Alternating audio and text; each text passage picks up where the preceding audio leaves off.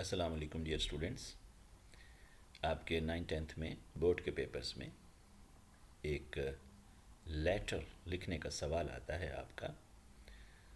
और वो जो लेटर्स आपको बोर्ड के पेपर में दिए जाते हैं वो फॉर्मल लेटर्स होते हैं। इस फॉर्मल वर्ड में अगर आप इन 4 लेटर वर्ड पे ध्यान दें तो फॉर्म यानी एक ख़ास शक्ल सूरत होगी। आप इसको फॉर्मेट भी कह सकते हो। तो आप इस फॉर्मेट से हटकर ये लेटर नहीं लिख सकते।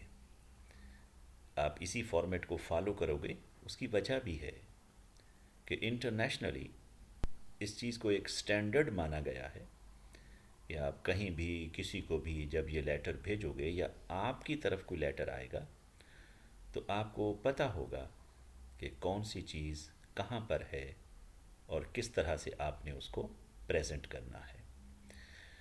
तो अब आप बच्चों के सामने मैं एक स्टूडेंट बनकर और साथ ही साथ टीचर बनकर ये चीज़ें आपको समझाने जा रहा हूँ। तो ये जो एक मार्जिन लाइन आप देख रहे हैं ये मेरी, तो ये लाइन आपने बोर्ड के पेपर में ज़रूर लगानी है। और आपने अपने पेज से ये ज़रा देख लीजिएगा। ये तकरीबन कोशिश किया करें कि 3 सेंटीमीटर का ये फासला छोड़ा करें और मार्जिन लाइन सिर्फ़ और सिर्फ एक तरफ लगाया करें। और ये आपकी मार्जिन लाइन लगाएगी, यानी इस साइड पे कोई मार्जिन लाइन आप नहीं लगाएंगे। इस बात का बहुत ख्याल रखिएगा। सबसे पहले क्वेश्चन लिखिए कि जो क्वेश्चन आप लिखने जा रहे हैं। फिर आप देखिएगा मैंने अगेन आंसर नंबर 6 लिखकर एक बॉक्स बना दिया है ताकि आपका एग्ज़ामिनर फौरी तौर पर समझ जाए कि आप कौन सा क्वेश्चन सॉल्व करने जा रहे हैं।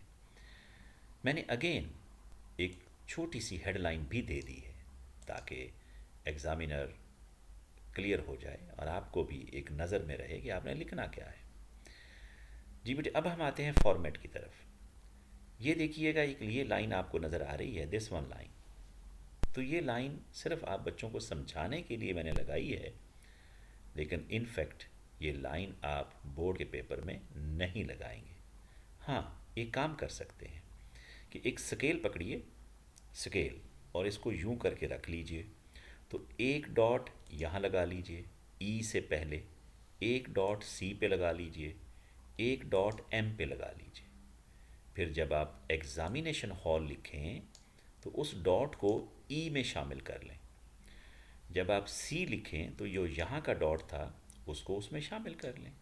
जब आप एम लिखें तो उस डॉट को उस एम में शामिल कर लें। इस तरह से ऐसे लगेगा कि जैसे आपने बिल्कुल स्केल रख कर कोई चीज़ लिखी है। फॉर्मेट है ना, अच्छा लगता है। तो आपने इसको याद कैसे करना है? एग्ज़ामिनेशन हॉल कॉमा, यानी ई कैपिटल एच कैपिटल, फिर सिटी ए बी सी, और आप देख लीजिएगा कि कौन सी चीज़ कैपिटल है और कौन सी कहाँ कहाँ फुल स्टॉप है। तो ये जो फर्स्ट 2 लाइंस हैं ये आपका है एड्रेस, कि किस जगह बैठकर आप ये लेटर लिख रहे हो। फिर उसके बाद आप लिखते हो डेट। तो डेट मैंने आपकी आसानी के लिए अभी से, जो एक मेरा अंदाज़ा है कि May 20 को आपका शायद इंग्लिश का पेपर हो, तो मैंने वो अभी से ही लिख दी है। इसको अभी से याद कर लीजिएगा, कहाँ पे कॉमा है, कहाँ पे फुल स्टॉप है, अच्छे तरीके से याद कीजिएगा।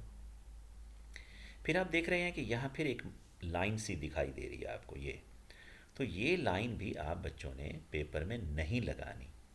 ये तो सिर्फ मैंने समझाने के लिए लाइन लगाई है कि एक लाइन में दिखाई दें क्या, ये माई का लफ्ज़, ये अस्सलामु अलैकुम का लफ्ज़। और जब आप एक नया पैराग्राफ स्टार्ट करें, जैसे प्लीज़ से एक नया पैराग्राफ स्टार्ट हो रहा है, इसी तरह से थैंकिंग यू, ये एक किस्म का समझ लें कि 2 लफ्ज़ों का पैराग्राफ है।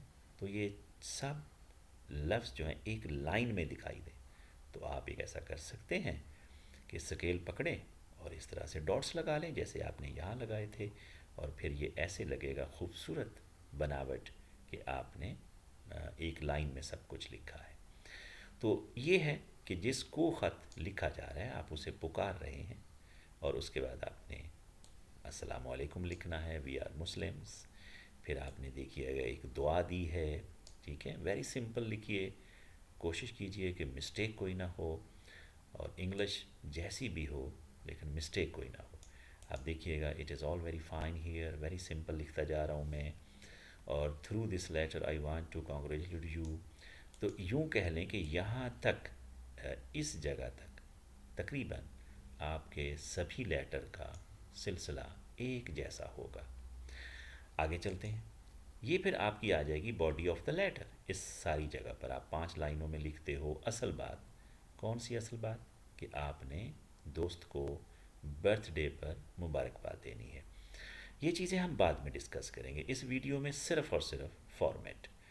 फिर देख लीजिएगा, जब ये सारी बॉडी ऑफ द लेटर आप लिख लेंगे 5, 6, 7, 8 लाइनों में, फिर एक नया पैराग्राफ होगा। यानी आप दोस्त को जो लिख रहे हो तो उसके घर वालों को भी तो सलाम दुआ कहना है, तो ये एक छोटा सा पैराग्राफ। फिर आप उसका थैंक बोलेंगे, और फिर आप देख लीजिएगा अगेन ये सब कुछ एक लाइन में दिखाई दे रहा है। योर्स ट्रूली एक बहुत खूबसूरत लफ्ज़ है जो हर जगह काम आ जाता है, इसलिए मैं इसी को यूज़ कर रहा हूँ।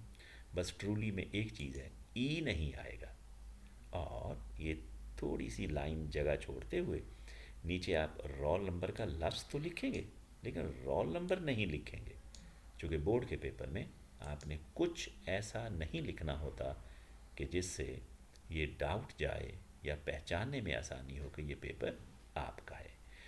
तो ये फॉर्मेट बहुत अच्छे तरीके से याद कर लीजिएगा। इस सारे फॉर्मेट के जितना मैंने आपको समझाया, अगर ये 8 नंबर का लेटर है तो 3 नंबर सिर्फ और सिर्फ इस फॉर्मेट के हैं, और 5 नंबर जो हैं इस बॉडी ऑफ द लेटर के हैं।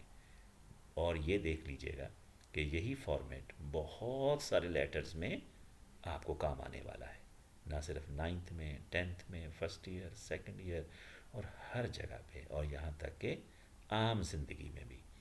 आप बच्चों की आसानी के लिए मैंने एक उर्दू का फॉर्मेट भी आपको यहाँ दिखा दिया है। मैं यहाँ वीडियो को रोक रहा हूँ, पास कर लीजिएगा, और इसको भी इसी तरह से याद कर लीजिएगा। यानी ये काम तो हो ही रहा था, तो मैंने कहा चलें एक बच्चों को, चूँकि इंग्लिश का फॉर्मेट कह लें या उर्दू का कह लें, सेम है, नो प्रॉब्लम।